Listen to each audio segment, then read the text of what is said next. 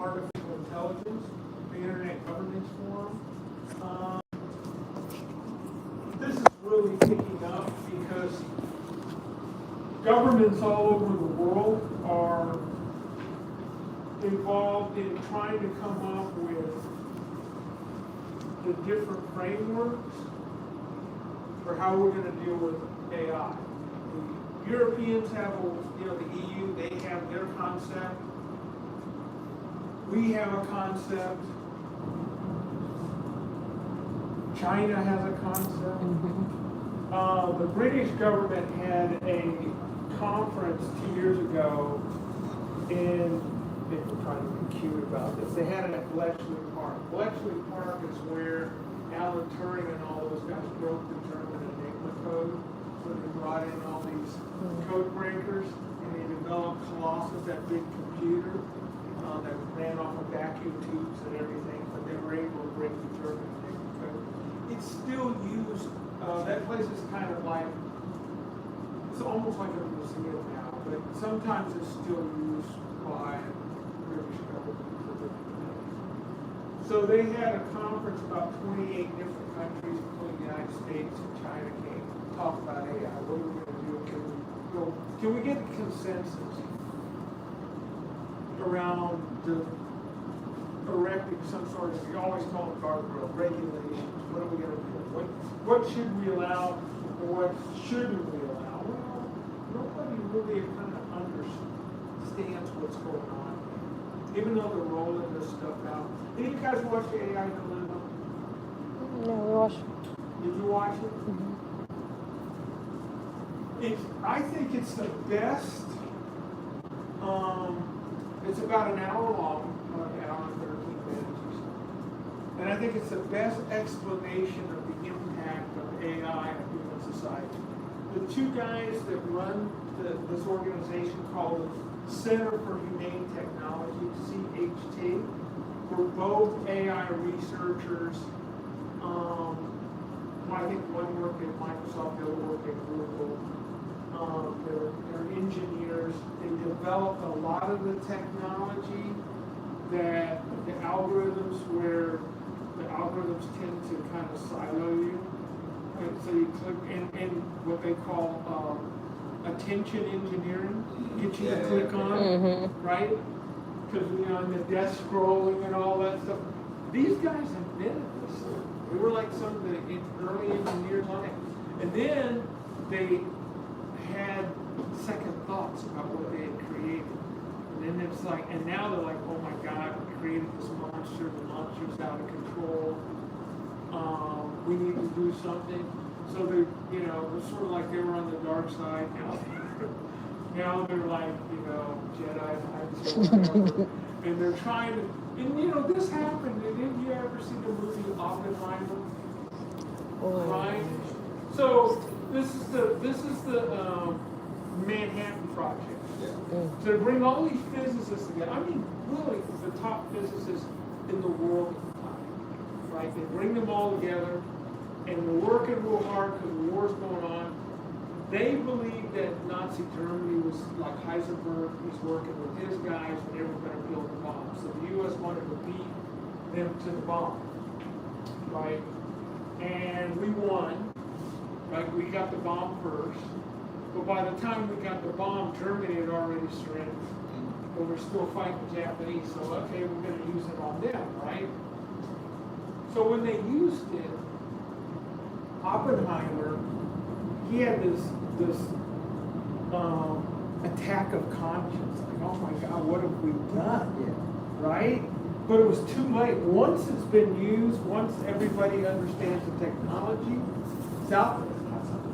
Right? Yeah. And so now, not to be too dramatic about this, so we had the first bomb, and then what happens? Russia and China get it. Yeah. Britain and France get it. So there were 5 recognized nuclear powers for a long time. Just 5. But that expanded. India got it, then Pakistan got it, North Korea got it. South Africa had it. But when Nelson Mandela became president, he gave it up. He's a good guy. Yeah. Nelson Mandela said, Yeah. take this out of here, we don't want it, hey, US, here. Yeah. And they dismantled their whole program. Said, we don't need this, we need basically feed people. Yeah, he's a good guy. Why do we have this, right? Mm-hmm. Israel got it, right? They built a bomb. Iran was building a bomb under the Shah before the revolution. When the revolution happened, after the Shah got on a plane and left, the Iranian program was frozen. They didn't go anywhere. A lot of their scientists left. I mean, people left, right? But the program was frozen. Then they started it up again. Right? The United States and all these countries said, we don't want to go there. We'll cut a deal with it. Right? So that was the JPOA, the Joint Comprehensive Plan of Action, and then that fell apart because President Trump said, nah, we're going to pull out of the deal. And the Iranians said, okay. So last I heard, I know this isn't part of the conversation, but it is in a way. It's all about technology, where technology will go if you don't have guardrails. And even if you do have guardrails, will everybody comply? No. Right? So, now the big thing everybody's worried about is AI. And I spent a lot of time this weekend reading some of the theorists about where AI is going to go. Can we even make guardrails?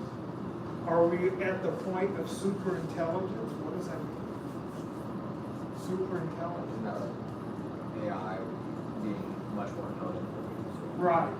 So this guy named Russell Stewart, who I think he won a Nobel Prize for physics or something, right? So he worked at Google forever and ever and ever. And he's written several books. And he's very concerned about super intelligence too. And he says we need to have a conversation. And him and Max Tegmark, there's a whole bunch of these guys who say we got to talk about this because it's moving too fast, and we can't keep up with it. And it's doing all kinds of strange things. But anyway, so this group here, the Policy Network on Artificial Intelligence, brand new. So the IGF, the Internet Governance Forum, has a bunch of different working groups. It's got one group called the Group of Governmental Experts. These are all the ministers of technology or industry or whatever, governmental types, from the top level, like I said, people in ministries, but also technocrats. So there's that group. There's a multi-stakeholder advisory group, and that covers businesses. I think Microsoft is really heavily involved in that group. There's what's called the Best Practices Forum, and that's mainly technologists who are looking at how do we build sort of ethical practices for using this, but on the industry side, right? Not so much government, not so much civil society, but industry, right? This is where you get your things like certification standards, NIST and all that. This is where we get best practices. There's a group on sustainable development and capacity building. What does that mean? What do I mean by capacity building? Means that okay, so like they're going to teach you these outlines, and then how it's going to be in the future for you, and are you able to handle it if it does expand in some kind of way? Yeah, there's a big conversation in the global south that they're afraid of getting left behind.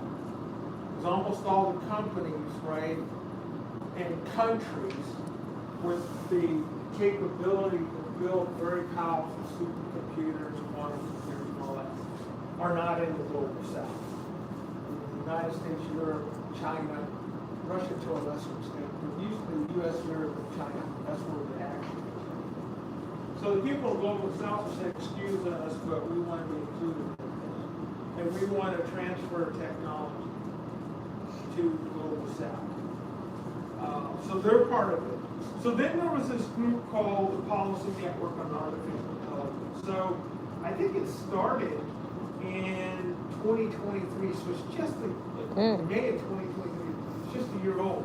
It was brought up the first time when the Internet Governance Forum met in Addis Ababa, Ethiopia in 2022. And someone said, hey, we need to look at this. So then, a year later, they launched this thing.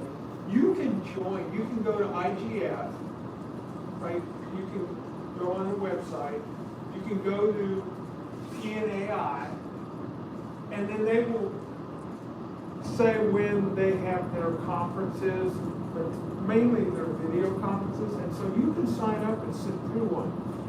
The problem is most of the conferences are in Europe, so you know, if you don't mind getting up at like 2 in the morning or 6, whatever it is, right, you can sit through it. They don't really accommodate folks on this side of the planet, right? They talk a lot about interdependence between AI and data. The big question is, whose data? Where's it coming from? Are the people whose data is being used to feed? AI is like a monster. It's gotta just, you gotta feed it. And it wants more data.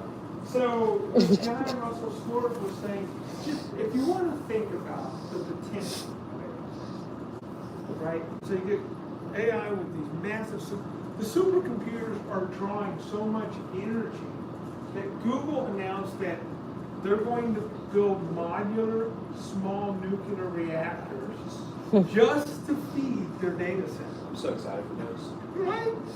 Because they said the impact on the grid is so much that they're starting to get a lot of pushback in communities saying we don't want a meter because they're sucking all the energy out of the grid. And Google said, we got you covered. We're going to build our own. Microsoft's doing it too. Right. They're going to build their own modular nuclear energy plants just to feed their data centers with the supercomputers that are managing their AI. So they're saying we're not going to have an impact on the grid. Right? So don't worry about it. I think, and then when you add quantum computing, it'll be able to do even more than that. I wonder.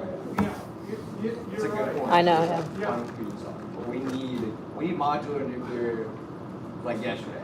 We really need it like yesterday. We're messing There's with still the one problem. Oh God. The waste. The waste, exactly. Just put it in the ocean. So Everything fish goes to the are not ocean, happy man. about that. Yeah. I eat a lot of fish, so I'm not happy about it. I'm a fish guy. I eat a lot of fish. But anyway, so but this is where we get into this whole question of governance, right? The whole question of what are we going to do? We got this emerging technology. Everybody says it can do a lot of great things for us.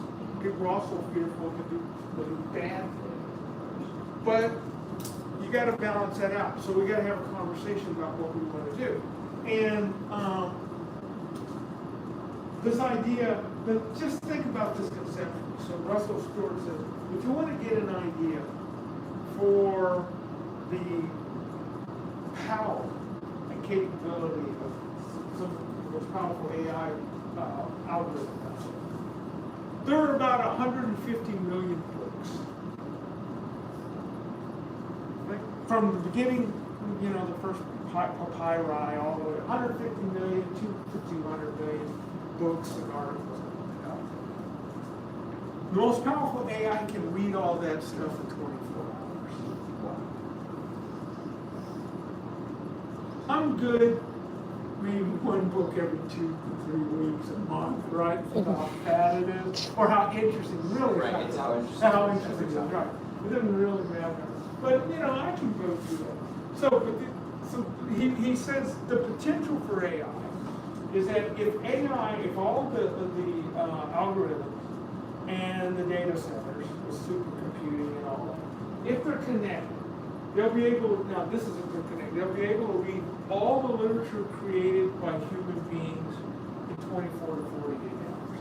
At the same time, they'll be able to download and process all the satellite imagery all the video feeds, all the surveillance cameras, all the television, anything, any image produced electronically anywhere in the world at the same time. Right? To see all that at the same time, all the audio messages. So if we think about an intelligence that can basically take everything that's ever been emitted in the electromagnetic spectrum and process that all at the same time. We're not even sure what that means, right? We don't really understand what the output of that would be. Now, he calls it intelligence. I'm not even sure what that is. I don't even think that intelligence is the right word for it. I don't think we have a word to describe that capability. But again, what does that even mean? And is there anything we can do to really control it? Well, I can think of a lot of ways it could be useful. Right, but okay. Control it. Let's talk about use cases. Use cases. Yeah, let's do it. Like keeping track of what do they call it? Like population happiness. What are the main things that the population is concerned about? If we can have an AI that's just scanning all of Twitter, all of Instagram, all of these, what are the top 3 issues of our citizens are thinking of today? So you can win your campaign or you can focus on one. Huh. I like that. Because here's the thing. Computers don't do what you wish them to do. They do what you tell them to do. That's so true. even if AI has all this data, it's not going to do anything with it until we tell it. And it'll do what we tell it to do. Exactly. Right? So you can have an AI and you can say we want to be benevolent. Because I want us to be good guys, right? Say I'm we out said, now. I know, try. You can All right. work on your So okay, we got 8.3 billion people. We got to feed all these folks. Or we should. Okay, look, for the sake of argument, let's say, look, we're going to try to feed everybody. Right? So we can ask AI with all, it's looking at all the satellite feeds, doing all the Earth imagery. We want, tell AI, do all the Earth imaging, and then plot all the arable land on the Earth. No brainer, you could do that in a day. Give us a chart of where the arable land is. Now, give us a chart of where, in connection to the air, overlay that with where the crops are being grown and the growing season for these crops. What's that? Now, let us know, based on climate change, what are the projections for drought and rainfall? Does that align with where we're trying to grow our crops? Maybe we're trying to grow stuff in the wrong place. And if AI can project out for another 4 years, 3-4 years, 2, 3, 4 growing seasons, because if you're a farmer, that's how they think. They think in terms of growing seasons. Project out. Should we start moving to optimize crop yield? Should we start planting different things in different places as the climate begins to change? This is easy stuff for a guy, right? Yeah. This would be nothing. So then we could go to farmers and say, listen, we've got data. You've been growing these crops for the last X number of years. Wrong.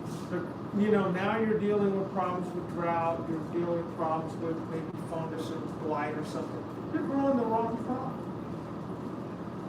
Because AI is telling us in this area it's getting drier or it's getting wetter or whatever, right? It's getting more humid, less humid. You should be growing something else. And here's a list of the crops that AI says you can optimize in this environment. So the farmer's happy, right? Because they're not going to have wasted effort on crops where the yields are going to fall and they may not be able to sell it. Right? Or something may happen and they don't even get a crop then. Yep. So there's a lot of things, really positive things we can use this technology for. Same thing with fish stocks. I'm always thinking about feeding those. Right? They also have artificial meat now. Yeah. It looked just like a steak. It looks just like a steak. You won't know the difference. You won't know the difference. I don't trust. But they're eyes, bro. making it. Yeah, it's gotta be. I'm looking. Well, I mean, years in the even- future, maybe I'll trust it. Even maybe vegetables. I mean, AI has a way that it can speed up the vegetable process. But this is the whole idea. So, Yeah. you know, we could take use cases Right. for, you know, you can optimize food production, all different types, whether it's grain or what do they call it, well, vegetables or even fish, you know, stock. Poultry, yeah. Poultry, yeah, all that kind of stuff. We can look at it for transportation, developing better transportation. Supply chains. So Supply you can probably predict errors in supply chain and fix it before they happen. Fix it before they have an effect, I guess. Yeah, and mainly parts. They got 3D printing. Boom. Yeah, There's your there part. you go, 3D There you printing, go. There's your part. On demand. There you go. You could move, instead of having a warehouse somewhere where, you know, you're at the factory and you make, say, an engine and you have to make all these spare parts and it's a warehouse. You could have a 3D printer like at your local car shop. Yeah.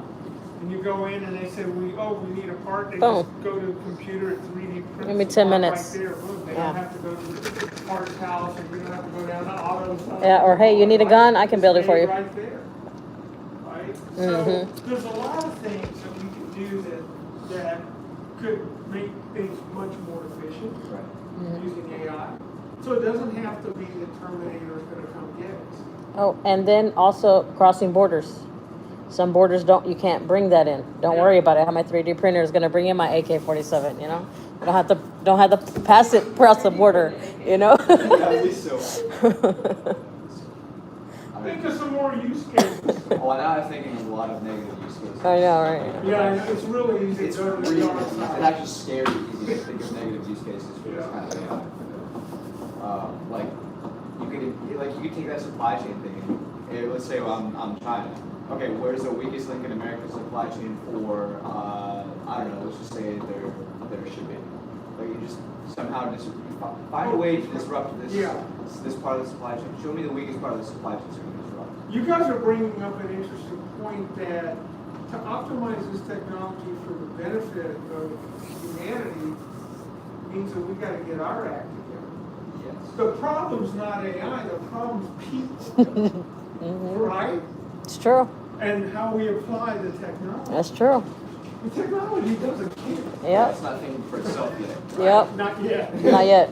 Not yet. Not yet. So, you know, one of the. It's learning though. themes Machine learning. About It's learning. AI, and I think we project a lot of our own biases and fears onto the technology.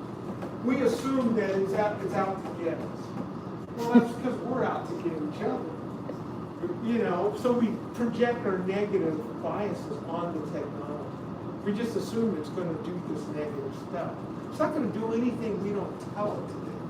I mean, even when, and this is what I want to do in that class. So I've been playing around with it. I get into arguments with AI, right? I get into these arguments. You break your phone yet? Did you break the phone yet? I get into these philosophical arguments, right? And one time I actually got it to give up and agree with me. It was just like, okay, let's just agree with it. Right? Mhm. But I'm projecting my own humanness, right? My own human biases and my knowledge that I'm informed on. I project that into it. The AI is just, so I keep prompting it, trying to get the result I want by the way I prompt. Right? I'm trying to steer the response in a direction that makes me feel comfortable. Any of you guys do that? No. You guys playing with it? No one does. You guys playing with that AI a little bit?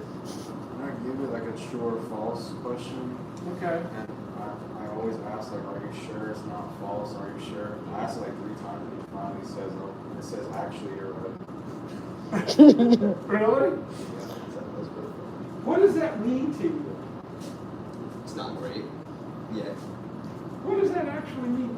So, you know, because we're banking so much on this stuff being accurate all the time. I mean, we have a lot of people that are saying, you know, human decision making is flawed. Yeah. So let's optimize AI because it'll make better decisions for us. And I haven't actually seen that to be the case, as much as I've played with it. But, you know, I'm not doing critical stuff where it's, I'm doing mainly philosophical stuff.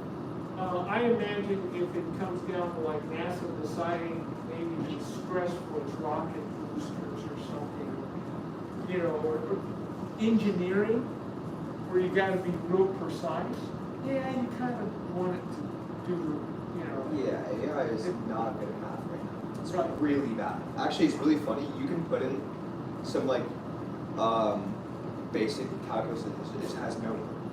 It'll mess up the most simple stuff. Like it'll mess up algebra 2. It'll mess up. It's like.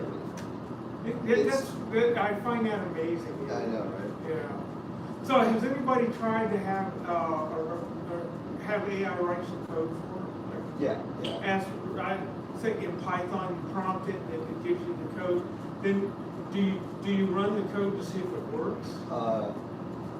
Yeah. I think I've done it a couple times, but I've seen Because a lot of people Sandbox do doesn't do malware. it, right? Huh? A lot of people write malware. I know. A lot of people write See, malware. that's Yeah. the dark side. I know. Stay off I don't the know about dark any of that side. stuff. I've never. Huh? I don't know about any of that. Never heard of You it. don't know No, about no, no. I watch it on YouTube a lot. It's really fun watching people write malicious software with AI. Yeah. They got bots that do it now It's a little too. concerning. They got bots that do It's it way automatically. better writing malware than it is in algebra 2, which is like Well, hilarious to me. You know what that would tell me? So AI feeds off of databases, right? It has certain databases. So because a lot of people are posting algebra 2 on your database, right? People don't want to do that, but there's a lot of people posting some malware. Yeah. Tons of malware. So it just goes where the travel the path of least resistance. What's available out there? That's where all the. So this is so AI governance, right? This is kind of what the PNAI, they're really concerned about governance. So, like, we're looking at the substantive tools. We know the tools, right? There's tons of tools out there. More and more I hear people saying we have to guide its development. We as in the people. Yeah. Again, and we have to ask the right questions. So this is what's coming out in a lot of the conversations I'm having, especially with developers. Oh my gosh, developers are ticked. They're saying that they're hearing all these business types saying, "Oh, we don't need software developers. We'll just have AI write on the code." And to your point, a lot of high-level developers saying it writes terrible code. Yeah. Yeah. For high level The development. stuff is horrible, right? And we have a friend of mine works for a major airline, which I won't mention. American And Airlines. She was saying that the AI, they were asking it to, they've been sold this algorithm, like this application, it's supposed to do all this stuff for them, help their engineering, and the engineers came back and said, this stuff is horrible. And we spend more time correcting some of the coding errors. Because see, we all fly, right? Well, you got to make sure that the algorithm's on the autopilot. You want it to be good, right? Not written by ChatGPT. Right? Yeah. Preferably. You run, this is high-end coding, right? And they have these different data buses, which are this is the firmware of those data buses that are put inside the plane. They have to be spot on when they're installed because they don't give software updates in the middle of the flight. Right? If the plane lands and there was some kind of anomaly, they could run a diagnostic on the data bus for the autopilot, and then they'll run it against the flight information. They'll say, okay, there was some sort of anomaly. There was something that happened in the atmosphere, wind speed, turbulence, or whatever, and the plane responded in a certain way. And then the pilot said, hey, this is weird. They switched off the autopilot. Yeah. The plane manually. Then they say, okay, when they get back, they got to figure out what did the autopilot either didn't know or responded incorrectly to. They gotta figure that out. So they got people that do that. They run all that stuff. I think And that's, sometimes they yeah. write patents, but the suits thinking that, oh, we'll just get AI to do that. And the pilots and the mechanics and all the developers said, not yet. They clearly haven't used it. No, If they're thinking. right. No, it's not ready for prime time, my friend, right? Yeah. And we got folks up in the airplane, so let's just kind of hold off until we test this. Yeah, definitely. So that's kind of, so this is the whole thing about multi-stakeholder interactions and interconnections. The kind of people I'm talking about, engineers, mechanics, developers, they're forming working groups and they're testing this out. And a lot of, in cars, because we've had a few accidents where the AI killed people. Mm-hmm. Oops. And here's the other thing, how they do this stupid thing? I shouldn't say stupid. I'm prejudiced. How they do this thing where they have a driverless vehicle, supposedly, but they have somebody sitting in the vehicle who's supposed to take over. Well, that's all, how should I, window dressing. Yep. Because before they put these vehicles on the road, and they say, oh, we'll have a safety driver, they had people telling them, no, that's not going to work. Because once somebody, we all drive cars, right? Yes. Once you take them out of the loop of driving, then they get out their phone, or their mind goes somewhere else. They're not following everything. Yeah. Unless they're actively involved in it. And then if something goes wrong, you can't expect them to take the wheel and adjust that quickly. Because they're not there anymore. Psychologically, they're That's gone, true. right? And then they have to get past shock. And we know from the military that surprise, like, when they kick in the door and they throw in a flashbang grenade, right? It takes a certain amount of time, it's like 3 or 4 minutes, for your brain to reboot, to get situational awareness, right? It's like, that's why they call them stun grenades. Yeah, it's your fight or flight activity. Right, so first you gotta figure out what's going on. And that takes a while, because your brain's gotta run through all these different systems. Right?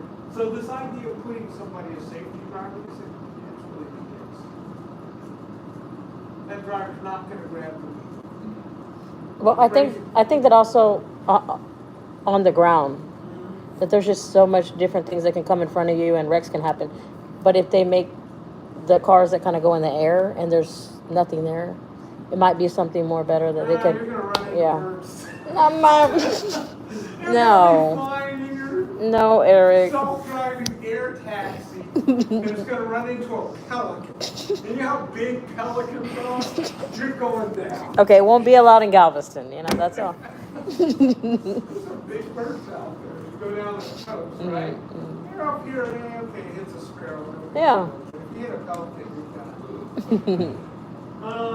It's funny because even like Air Force planes, one of the most dangerous things is bird strike. Yeah. It's really bad. Like bald eagles and stuff. Yeah. If it gets sucked into the intake, Yeah. the engine goes out. That's so sad. So we've actually lost, $1 billion, 20, 30, $50 million fighter planes to bird strikes. Wow. Yeah, Wow. because it gets sucked into the intake, the engine goes out, the guy has to eject out of the plane. Wow. Hasn't even, no one's died from that, right? Yep. Really? Sure. I'd be so loud. I would say you're going down and you're just. So we gotta, the other thing is, all of this conversation stuff we're talking about, we have to figure out ways to communicate. Not only communicate with the AI, but communicate with each other. And figure out, again, we gotta go back to these use cases. So the class that I'm working on, creating, a lot of it's gonna be dealing with use cases in different sectors. It could be oil and gas, it could be transportation, it could be education. enforcement. There's a lot of people That's who want to scary. use it in Yep. law enforcement and the military. They Oh do my though already. gosh. The military, they're going full bore with AI. Because they figure the other side is, right? The Chinese, the Russians, everybody's going AI. Apparently, the Israelis launched drone swarms. Now, the Hezbollah is launching drones again, and they sent a drone to Netanyahu's house.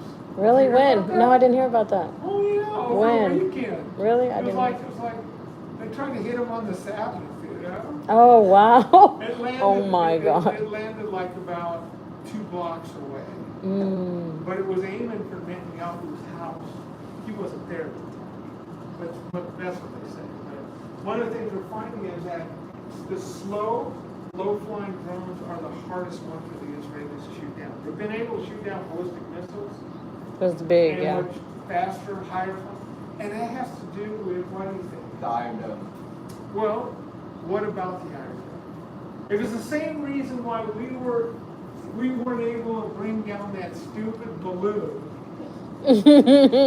right? Remember the stupid balloon? Yeah, we weren't able to detect it That's right. undetectable. And why weren't we able to? because it didn't have any, service that could be detected. It Well, really, here's the thing. So we have these radars. yeah. But if the radar is too sensitive, it picks up everything. Birds, debris floating in the air, it picks up everything. So we build into the signal processing software, right? It has certain assumptions written in the software. It's flying fast, then it's probably a plane or a missile or whatever. Real slow flying things that are just floating on wind currents, it's not going to pick up. It's a bird, yeah, or something. It's not going to display. It'll pick it up, but it won't display. Right? Because we've written that out of the software because we don't want it to display everything and overwhelm the system. So I think Hezbollah figured that out. If it's a slow drone flying real low, the Israeli radars will pick it up. Because they're designed to pick up something else. So more and more these signal processors are going to have AI, right? They already have machine learning. That's how it works. I mean, we call it AI. Machine learning has been around forever, right? So we've been using it. But now we're trying to fine tune it for a lot of new applications. And we want to, they don't want to completely take human beings out of the loop, but more and more we are. Because, again, going back to this crazy phenomenon, if you're not focused, and you have a tendency to trust the AI or the machine learning algorithm tool, and you can get easily distracted. And then if something happens quickly, you get an alert or something, you got to kind of reboot your brain and get back into your awareness. Well, that time lag might be just enough time for a missile to hit or something to happen. So they're really trying to figure out how do we do this. That's again another use case of stuff. So this is the sort of framework definition of the interoperability with AI and government. So there's people around there still trying to figure out how we're going to have this conversation. So back in the day, machine learning was mainly limited to predictive models, analyzing data to make predictions. Right? We analyze data, we're going to figure out what are the trend lines and what's going to happen. And that's a moving, depend on variables, right? Variables change. So that's why more and more the AI algorithms are designed to process multiple variables and to give sometimes probability scores. Well, this could happen. Probability scores like 90%, 80%, 70%. And as we all know, the world being crazy like it is, sometimes just the 20% thing that happens, not the 90% thing. It doesn't happen. So, do we have to look at everything? I don't know. Can we look at everything? Again, it's probability score. So, we have generative AI. We all know what generative AI is? What's generative AI? It's just AI that it takes in all the data. It has all this information that it can just like it could paste out, but instead it makes its own consensus where it's like creating something new, right? Right. So this is what generative AI is probably closer to human reasoning Right. than just Straight some of the machine straight machine learning. And more, a lot of the applications that we're asking AI to perform a lot of tasks, we really need generative AI. We don't just want it to go back through old data and give us sort of the best compendium of the old data. Because things are moving fast. We want it to make predictions. We want it to create new ideas, new applications. And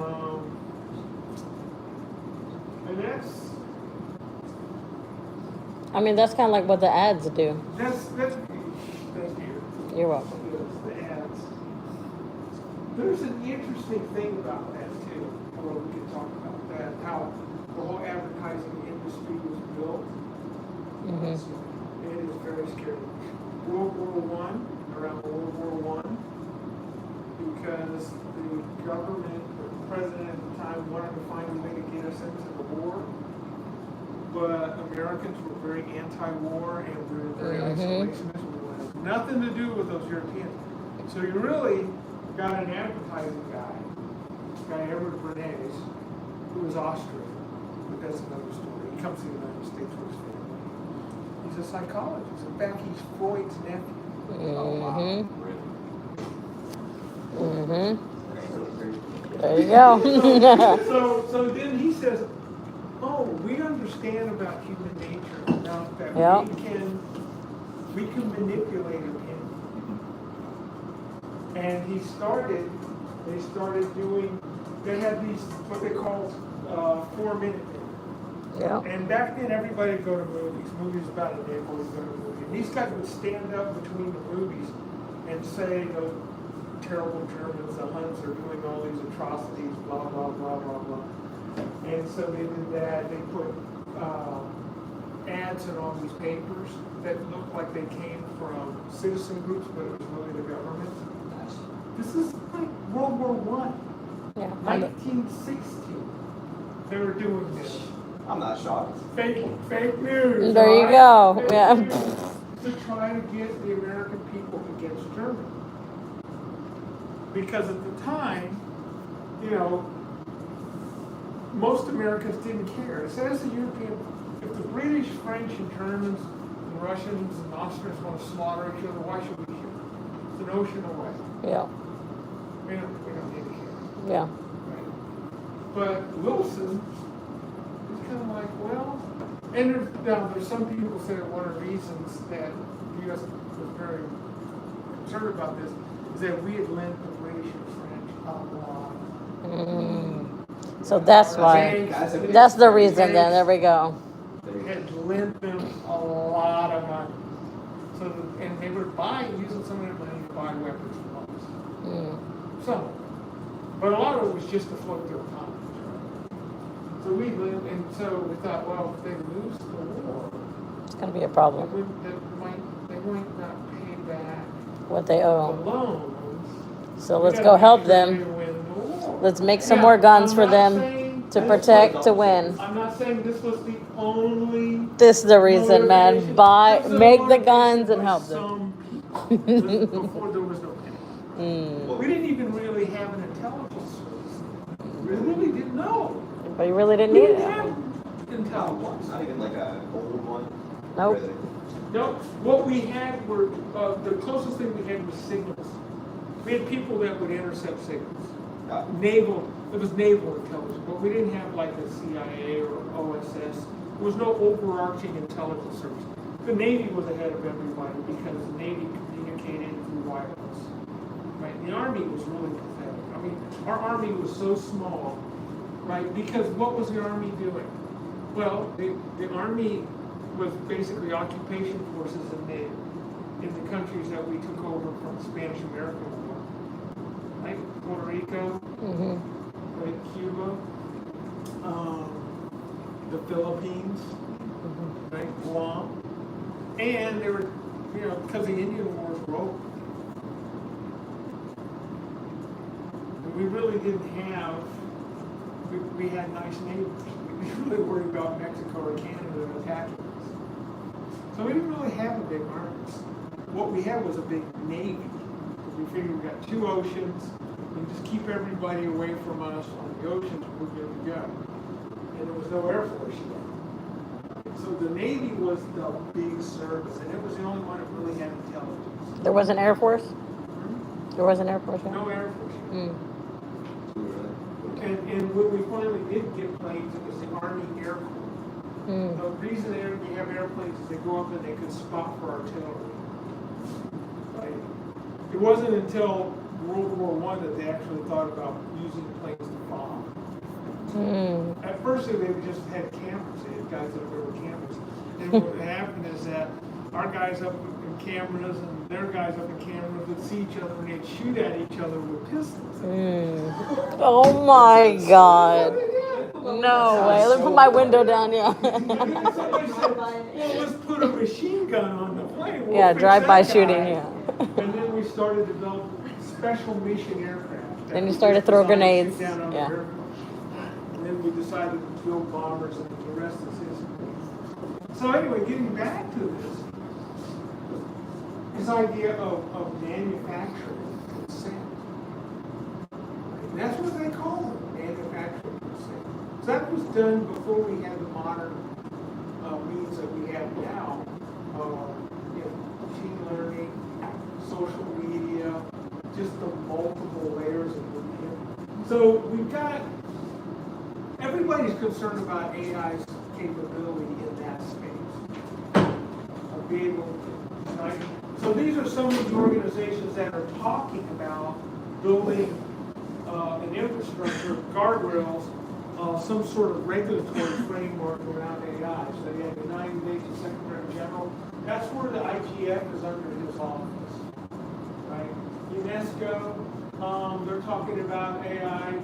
That's the United Nations Education, Social, Cultural Organization, right?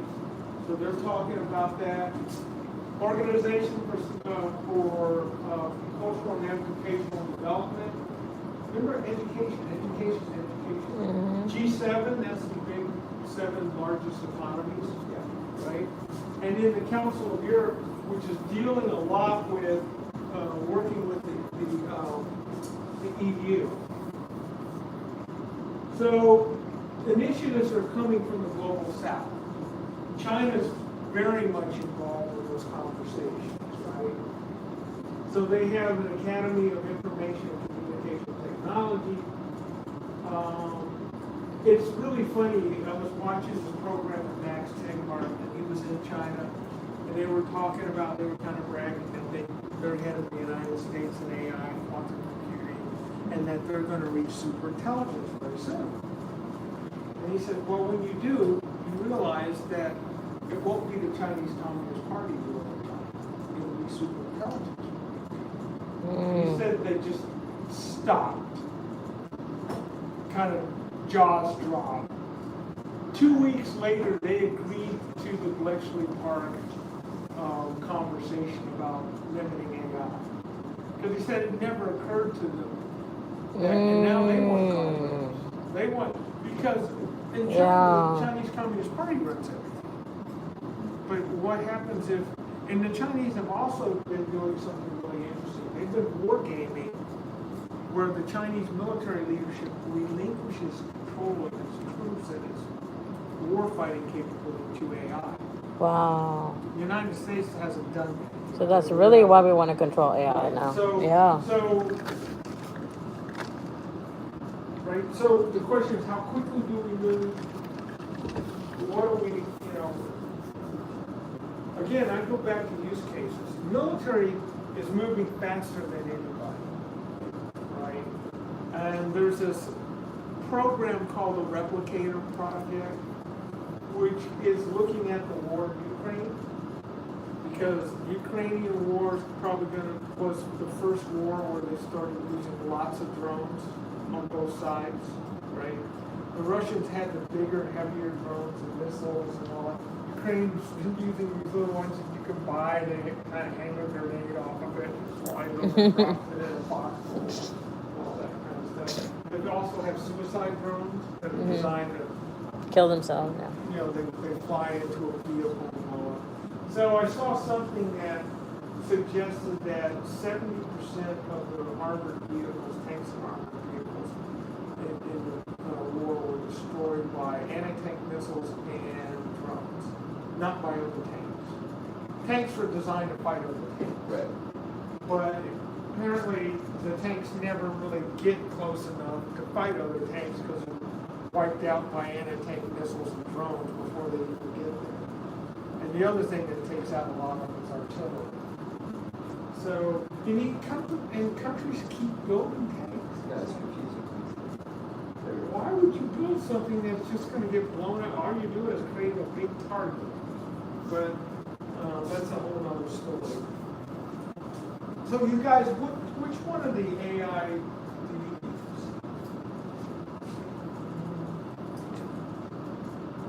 I mean, ChatGPT is pretty reliable when you're just trying to like have fun.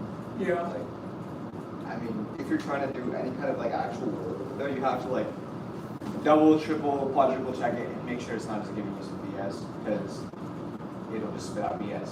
Like I would say like 30% of the time at least, it's just spitting out some BS. Yeah. So everybody uses ChatGPT?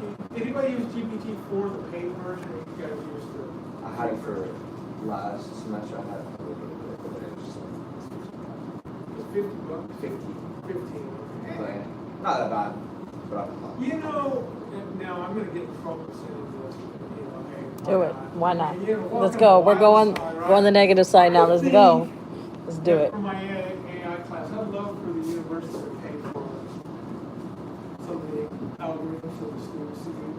in class. You know, we're gonna have to use it. There's some good ones out there.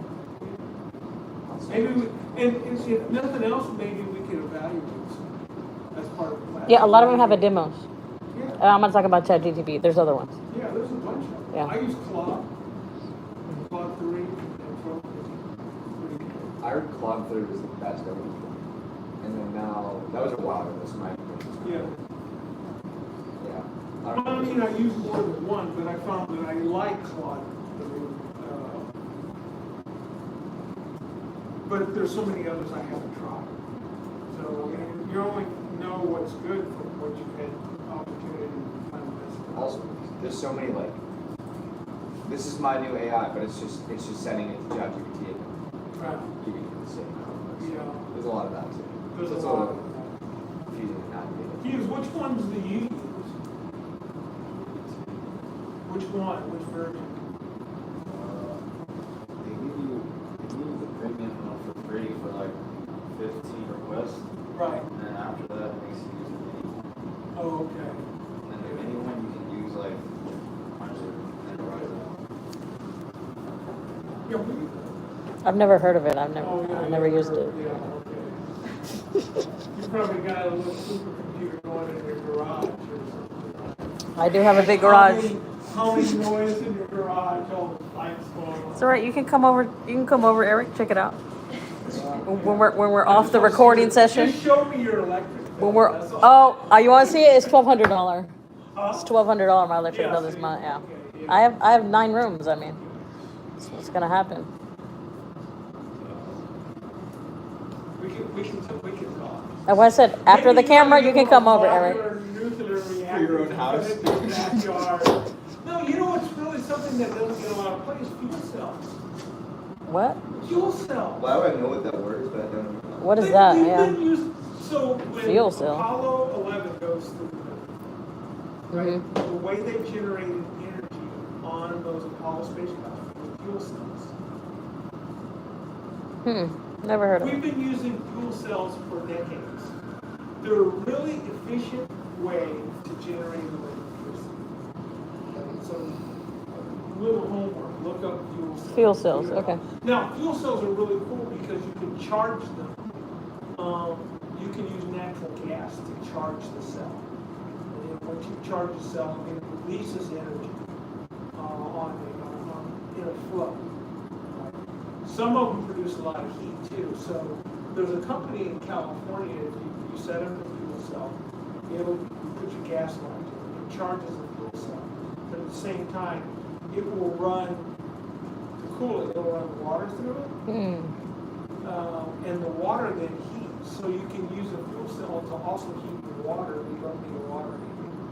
So you get the electricity and you get heated water. And when the fuel cell, when it's operating, it produces water vapor. Right?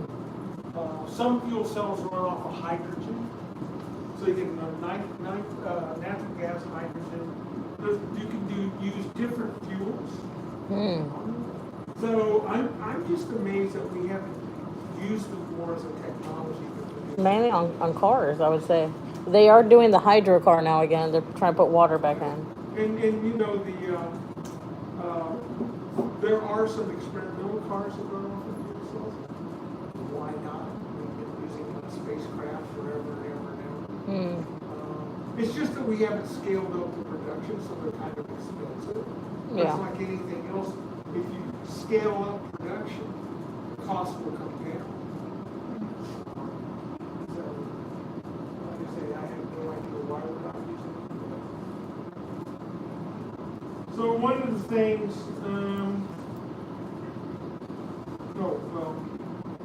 there's a lot of talk at the United Nations about interoperability of AI governance, but they're folding it into the UN Sustainable Development Goals. So, like I said, a lot of conversations in the global south don't want, the United States, Europe, China to take off and leave them. So, the idea is finding ways to get them a seat at the table to talk about where AI is going. That's this whole thing about capacity building, right? Because when I go on these talks, right, with the AI, the P and AI, IGFP and AI, UN, IGFP and AI, about 80% of the people who are in the talk, who are on the call, are from the global south. Latin America, Africa, Asia, right? Indonesia, places like India. And they talk about this capacity building. They talk about this idea that we've got to have cross-border cooperation. They are really very wary, if I can use that term, of the tech industry and the rich countries basically calling all the shots and making big bucks. They made a good case one time is that if you help us with the capacity building and we become part of this new economy, because they're saying we're watching the dawn of an AI economy. It's going to change everything. And you're going to be either on board or you're going to be left out. If you're left out, your economies they will not be able to compete. And they said, you guys in the global north keep complaining about migration. Well, if you want to slow down that migration, help us build capacity, build employment and capabilities in our own country so people don't have to live. And I'm thinking, I don't see a downside for that, right? That's true. And then they say, we got one better for you. This will also help the economies in every country because as we build capacity in the South and their income goes up, they will want to buy more stuff in the global north. They'll want to do what we do. We import a lot of stuff from other countries, right? But a lot of the countries we import from, China, Europe, Japan, and what they call the Asian tigers, like Malaysia. I don't know if you've seen stuff in Malaysia, Vietnam. Those countries now, South Korea, they produce a lot of good, high-quality products that we want to buy. Well, the only reason they are is because decades ago, we helped them build capacity. American companies went there, we invested in them. They increased, then once there was a certain income level, their own government started investing locally. So now, you know, right, we've got great trade going back and forth. So they're saying that as AI is pushing to the level of creating this new economy, which we're not sure what it's going to look like, right? But we never do when the new economy is starting, right? There'll be winners and losers in the marketplace.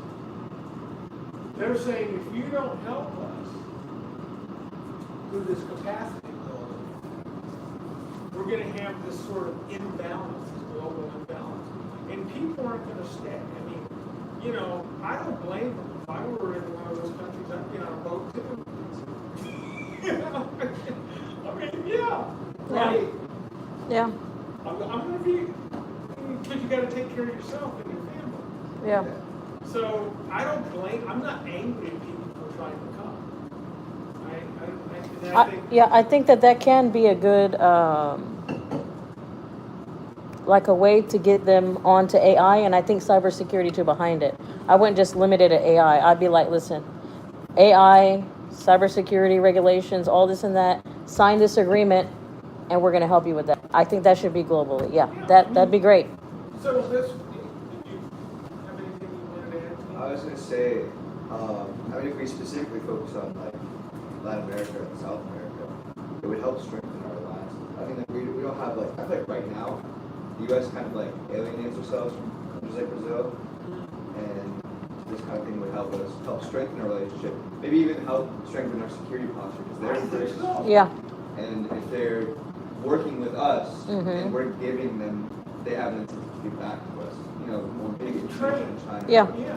I mean, It's true. The idea is building international consensus for Yeah. governance. So we used to be real good at this. It was called the Marshall Plan. I mean, after World War II, all the way through, I would say even into the early 90s, it was kind of our national policy to share technology, right? And to build markets, both for us to export to, but also to help capacity builders so countries can export to the United States. And I think I've talked about this before. As long as they use dollars to buy our stuff. We $7 anything. Right, and then we buy their stuff and we pay them in dollars. The dollar became a global reserve currency, which meant we kind of controlled the world. but that's why they're building bricks to stop that from happening. Yeah, you know what? They talk a good talk. They're still, even within the BRICS, 70% of their trade is in dollars. No way. Yes. They're just moving dollars amongst themselves. Mm. Now, what they've done, the Chinese, because they've been lending in yuan, they're asking all the countries to pay for Chinese goods in yuan. Mhm. But they set it up on a one-to-one exchange rate for the dollar. Mm. So these countries that borrow money from China, right, in yuan, they're still paying a dollar rate using a different currency. Wow, That's interesting. that it really is. What is that? They mean? still haven't figured how to decouple themselves. from the Yeah, dollar. they want can't do to. it I yet. know. Well, all currencies kind of fake, so. So, but I mean, it really is, we had to agree upon a medium of exchange. Now, we could exchange in rocks, we could exchange in, shellfish, or whatever, but we chose The dollar. gold, and then later silver, and then currency, and copper, and all that, and commodities, right? But the dollar came to represent, it's basically a promissory note, and it represents wealth as defined in a lot of different ways. Broadly defined wealth. I mean, and you can still buy commodities. But there's one reason the dollar is so strong, and it drives us nuts because we would like it to be a little weaker, because it would make American exports cheaper. But investors in other countries keep buying dollars. especially when there's, like some sort of crisis going on, like this thing in Israel or Ukraine. Once there's a crisis, the first thing that happens, there's two things people buy: gold and dollars. When everything looks crazy and they're scared, they go buy gold and dollars, right? Gold because, it's transferable into anything. But dollars because they view the United States as the most stable economy. They don't buy yuan, even though the Chinese are trying to get them to. But it's not quite the same thing yet. Now, I think it's going to change. I think that a lot of countries are deciding on what they call a basket of currencies. They buy some euros, they buy yuan, and they buy dollars. And they're trading in all three Yeah. currencies. And that's kind of where we are. International Monetary Fund is also sometimes when it lends money, it lends in a basket of currencies. Euro, yuan, dollar. But still, countries are sitting on tons of dollars. Haven't been able to really figure out how to get rid of them. They can trade them for other currencies, but there's still a fear that you want to have a nice reserve of dollars. Still, it's a kind of a holdover from the past. That I think is going to change over the next few years. And getting back to AI and predictive analytics, I think there's going to be a lot of AI algorithms. They're already involved in the stock market. Yeah, Big time. they are. They're involved in stock trading. All that bots. I think they're probably already are involved in currency manipulation, currency trading. Yes, they are. So, Mainly binary. is that going to happen? Binary. Yeah, they sell bots. They sell bots, and then it tells you like when to go in and when to come out, and it can automatically do it for you. So you just wake up with money for That that. actually bothers me so much. Huh? I see ads for that Yeah. every single day. Yeah. Yeah, it's true. I'm a 23-year-old man, and they're like, this guy, he wants to buy some stocks with AI. Yeah, yeah, right.